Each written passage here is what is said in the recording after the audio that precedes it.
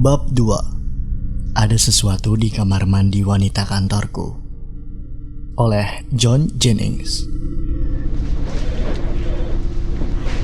Selama 4 tahun terakhir, aku bekerja sebagai video editor di sebuah perusahaan pakaian wanita. Yah, seperti yang bisa kamu bayangkan, sebagian karyawan di sana adalah wanita. Bahkan aku satu-satunya pria di departemenku. Ujung-ujungnya, aku seringkali mendapatkan ejekan dalam artian bercanda ya, dari teman-temanku. Namun sejujurnya, aku tak terlalu keberatan. Namun ada satu kekurangan dari tempat kerjaku, kamar mandi. Oh maaf, aku rasa terlalu cepat menceritakannya. Beberapa bulan lalu, karena tempat kerja kami dirasa kurang luas, bosku memutuskan memindahkan seluruh departemenku yang diantaranya ada 12 orang pegawai, 11 diantaranya perempuan dan 1 laki-laki, yaitu aku, dari kantor pusat kami ke gedung yang lebih kecil di seberang jalan. Aku sangat bersyukur dengan kepindahan ini. Kami benar-benar membutuhkan tempat kerja yang luas, dan gedung di seberang kebetulan kosong. Tapi sayangnya, kondisi gedung itu tidak terawat. Tidak ada yang menyewa gedung tersebut selama beberapa bulan, dan kondisinya benar-benar parah. Langit-langitnya bocor, bahkan ada yang ambruk. Lantainya retak, dan kamar mandinya benar-benar dalam keadaan kotor. Namun, bosku mengucurkan banyak dana untuk merenovasi gedung tersebut, dan setelah jadi, kami bahkan tak bisa lagi mengenalinya, dalam artian yang baik ya. Perubahannya benar-benar tak bisa dipercaya. Kami memiliki kabikel-kabikel untuk tempat kami bekerja dengan pot tanaman, kursi yang ergonomis, dan kami juga memiliki ruang lapang di mana kami bisa mendekorasinya sesuai keinginan kami. Kami juga diberikan dapur yang lengkap dengan mesin kopi, blender untuk di jus, pemurni air, ya, hampir segalanya. Dan gadis-gadis diberikan kamar mandi mewah lengkap dengan futon dan cermin rias. Bagaimana dengan kamar mandi pria? Well, bisa kita tebak karena aku satu-satunya pegawai laki-laki di sana, maka kamar mandiku tak semewah mereka. Kamar mandiku hanya berisi wastafel, toilet, dan cermin. Itu cukup bagiku. Mengingat di gedung ini kamar mandi itu hanya aku saja yang menggunakannya. Namun masalahnya adalah kunci pintunya yang mudah rusak. Ketika aku keluar dari kamar mandi, pintunya akan menutup sendiri dan mengunciku dari luar. Aku tak bisa masuk tanpa bantuan dari bagian maintenance gedung. Hal itu tidak terjadi terlalu sering, namun cukup untuk membuatku kesal. Karena seringkali kejadian itu berlangsung saat kondisi darurat. Ya, kau tahulah maksudku. Untuk membuat segalanya lebih buruk, bagian maintenance di gedung ini bisa dibilang super sibuk, sehingga mereka baru bisa menangani keluhanku setelah beberapa jam atau bahkan beberapa hari. Untungnya para rekan kerjaku yang semuanya wanita itu sangat baik dan mengizinkanku menggunakan kamar mandi wanita apabila kamar mandiku terkunci. Mereka mengatakan mereka tidak keberatan, bahkan agak terhibur. Entah apa itu maksudnya. Peristiwa itu terjadi beberapa kali. Aku sebenarnya ingin cuek saja, namun aku tak bisa membohongi diriku sendiri. Aku benci menggunakan toilet perempuan. Ini bukan hanya karena egoku sebagai laki-laki. Itu juga bukan karena rasa malu. Namun, karena menggunakan kamar mandi wanita rasanya benar-benar aneh. Ya, aneh. Seperti kau merasakan ada sesuatu yang membuatmu merinding tanpa bisa menjelaskannya.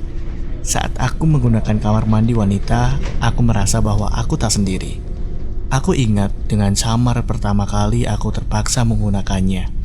Hari itu adalah hari di mana kunci kamar mandi pria macet sejak pagi dan aku hampir menghabiskan seharian tanpa pergi ke kamar mandi. Sejam sebelum shiftku berakhir, aku merasa seperti kandung kemihku akan meledak. Kakiku gemetaran dan gigiku menggigiti bagian dalam pipiku, serta mataku mulai berair.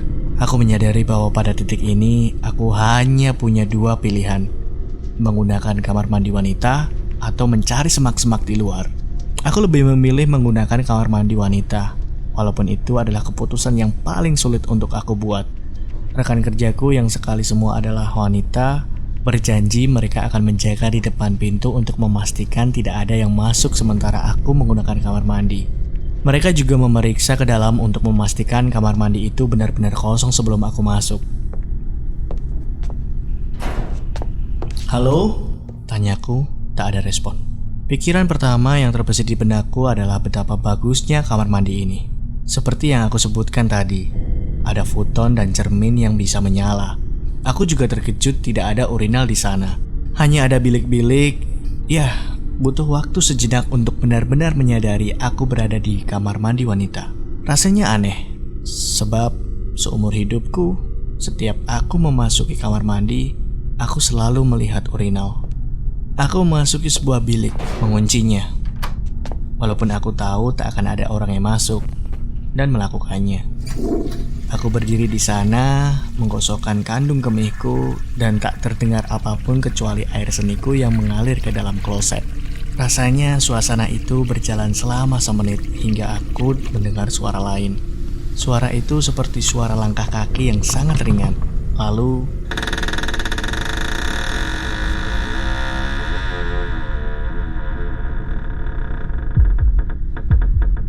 jantungku berhenti. Itu adalah suara bilik di sampingku terbuka. Ada seseorang yang berada di dalam kamar mandi selain diriku. Mungkin orang itu masuk tanpa sepengetahuan rekan kerjaku di luar sana, atau sejak awal memang berada di sini dan rekan-rekan kerjaku tidak mengetahuinya. Setelah rasa terkejutku reda, perasaanku berganti menjadi rasa malu. Inilah aku, kencing berdiri di kamar mandi wanita, dan seorang gadis malang mendengarnya. Mungkin gadis yang bekerja denganku itu sama malunya denganku. Sial, ini benar-benar awkward. Entah bagaimana, tanpa aku berpikir, aku mengucap, maaf." Aku kembali mendengarkan suara.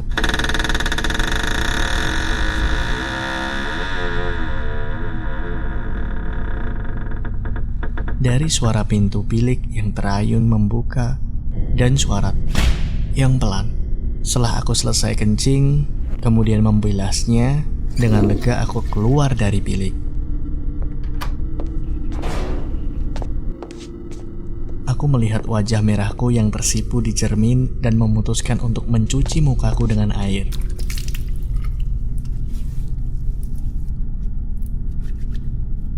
Aku pun keluar dari kamar mandi.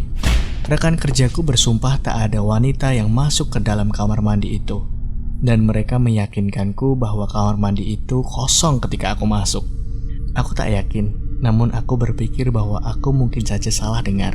Mungkin itu suara air yang mengalir melalui pipa dinding dan melupakan semua pengalaman itu. Aku hanya pernah menggunakan kamar mandi wanita selama 2 kali sepanjang bulan itu, dan setiap kali aku menggunakannya, itu adalah pengalaman yang menyiksa. Tiap kali aku sudah tak tahan lagi. Aku merasa paranoid, selalu merasa seakan aku sedang menyerang ruang privasi orang lain. Satu kali, ketika aku sedang mencuci tangan, aku menatap ke cermin dan bersumpah melihat sesuatu bergerak di sudut mataku. Sebuah gerakan cepat di dekat salah satu bilik, seperti seseorang atau sesuatu dengan cepat berusaha menghindar dari tatapanku. Aku tak bisa menunjukkan dengan tepat di mana gerakan itu berasal. Namun aku bisa bersumpah bahwa aku benar-benar melihat saat itu. Dan aku juga mendengar suara yang familiar, diikuti dengan suara. Tak heran para wanita selalu ke kamar mandi ramai-ramai, pikirku. Pasti itu membuat mereka agar tidak mendengar suara-suara yang aneh. Secara keseluruhan, menggunakan kamar mandi perempuan adalah pengalaman paling canggung yang pernah kualami. Namun itu bukan pengalaman yang terlalu menakutkan hingga hari ini. Sial, aku benar-benar merinding jika mengingatnya. Hari ini adalah hari terakhir aku menggunakan kamar mandi wanita selamanya. Dan aku berusaha supaya tak satu pun rekan kerjaku yang menggunakan kamar mandi itu. Hari ini bukanlah hari yang normal. Ini adalah hari yang benar-benar sibuk. Begitu banyak yang harus kulakukan. Aku terlambat makan, pada titik ini perutku mulai terasa aneh. Aku punya ribuan deadline yang harus kupenuhi. Dan lebih buruk lagi, tanpa sengaja aku kembali mengunci kamar mandi pria dari luar. Aku mengirim email ke bagian maintenance. dan meneruskan bekerja sepanjang hari, sehingga aku pun melupakannya. Aku segera menyadari bahwa aku tak akan mungkin pulang ke rumah tepat waktu, terutama karena sebuah proyek tiba-tiba muncul sekitar 1 jam sebelum waktu pulang. Aku sedikit merasa khawatir dengan beberapa hal. Pertama, jika aku tidak pulang sekarang, aku tak akan menemukan tempat parkir di blok apartemenku. Kedua, aku seperti mengalami sedikit masalah pencernaan hari ini dan merasa sedikit tak nyaman. Namun aku harus bekerja secepat mungkin dan masih berharap dapat pulang tepat waktu. Dan tentu saja, hari di mana kau ingin pulang kantor lebih cepat adalah hari di mana kenyataannya kau harus bekerja lembur dan pulang terlambat. Bahkan paling akhir. Pada pukul 6, gadis terakhir sudah pulang dari kantor dan aku masih belum menyelesaikan proyekku. Pada pukul 7:30, perutku mulai membunuhku secara perlahan. Perutku mulai berbunyi cukup keras. Ia tidak mengatakan aku lapar, melainkan aku sedang kesal dan akan meledak. Aku akan membuat kekacauan di sini jika kau tak segera ke toilet. Yah, singkat kata, aku harus segera menggunakan kamar mandi. Tak bisa ditunda lagi. Aku melihat berapa lama waktu yang dibutuhkan komputerku untuk memproses tahap akhir proyek videoku. 45 menit. Itu dan ditambah setengah jam berkendara pulang. Jelas tidak mungkin aku bisa menunggu selama itu. Aku pergi ke kamar mandi laki-laki dan berusaha membukanya. Yah, benar. Masih terkunci. Dan pasti bagian maintenance masih terlalu sibuk untuk memperbaikinya. Aku mengintip kamar mandi wanita dan merasa gugup untuk alasan yang aneh. Namun aku mengabaikannya dan memutuskan untuk masuk saja. Perutku memaksaku dan aku tak punya pilihan lain. Aku memasuki kamar mandi wanita dan terburu-buru langsung masuk ke dalam bilik sambil melepas sabukku ketika aku berjalan. Aku tak akan memberikan detail yang terlalu rinci di sini. Namun setelah 20 menit duduk di kloset, aku mulai merasakan horor. Aku mulai mendengar langkah kaki. Aku mendengarkan dengan seksama. Bertanya-tanya, mungkinkah aku sedang berkhayal? Tidak, aku tak mungkin salah. Aku jelas-jelas mendengar suara langkah kaki. Tidak, bukan langkah kaki. Seperti suara sesuatu merangkak. Jantungku berdebar dengan kencang dan paru-paruku merasa membeku ketika aku menyadari dari mana suara itu berasal. Suara langkah kaki itu tidak berasal dari luar. Suara itu berasal dari atasku, tepat dari atasku. Aku menatap ke atas dan suara itu menghilang. Untuk sesaat, aku tak mendengar sesuatu pun, namun jantungku berdebar dengan sangat kencang hingga aku mulai merasa sakit.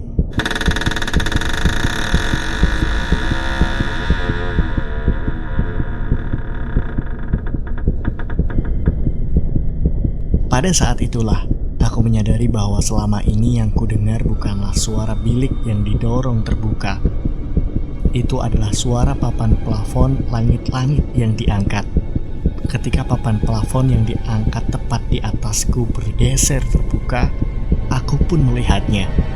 Mataku membelalak dan mulutku menganga ketika aku melihat sesuatu di sana. Dan ia balik menatapku. Di dalam langit, sebagian tersembunyi di dalam bayangan, aku melihat sebuah mata. Mata itu mengintip, melihat tepat ke arahku untuk selama sedetik. Kemudian secepat ia melihat, secepat itu pula ia menghilang. Hal terakhir yang kudengar adalah suara. Ketika ia meletakkan kembali papan plafon itu di tempatnya, apa yang terjadi berikutnya masih sangat kabur dalam ingatanku. Aku tak ingat berdiri dan menarik celanaku. Aku tak ingat meraih kunci mobilku dan keluar dari gedung. Aku hanya ingat detak jantungku yang secara memukul-mukul dadaku. Detak jantungku sangat kencang hingga rusukku terasa sakit. Ketika aku pulang, aku mencoba mengingat kembali apa yang telah aku lihat. Aku bertanya-tanya, apa yang akan kukatakan pada rekan-rekan kerjaku besok tentang apa yang kulihat tadi. Itu jelas wajah seorang laki-laki. Namun, wajahnya tak sepenuhnya seperti manusia.